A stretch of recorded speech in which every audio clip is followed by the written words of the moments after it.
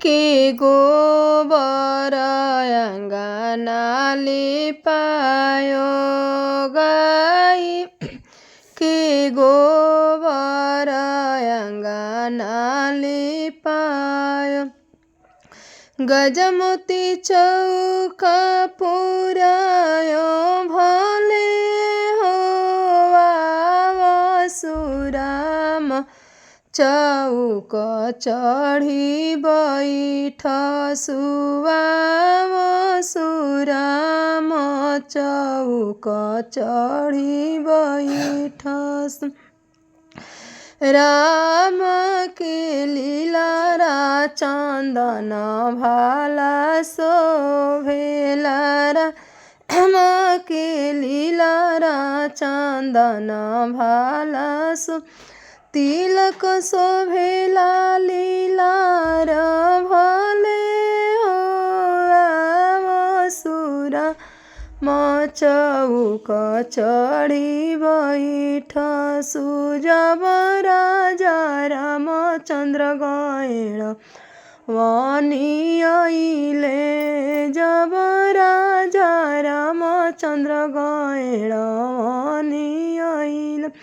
भाटवा बोलेला बारहा माई, भले हो आवो सुराम चौक चढ़ी बैठ सुतहरा के देबो भटवा दुनो कान सोनाम, मोरयग सीता बखान, भले हो आवो सुराम चौक चढ़ी बैठ सुकाम सीता बखानी राजा रामचंद्र।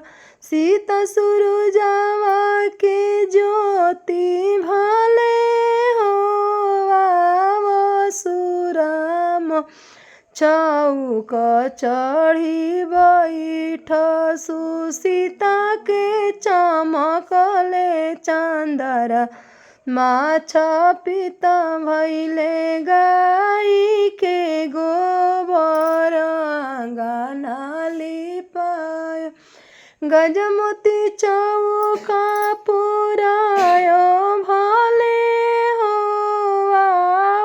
सुराम चौक चढ़ी बैठ सुजब राम के अंगे सूट भाला शोभे, राम के अंग सूट भाला शोभे। तिलक शोभेला लीलार, भले हो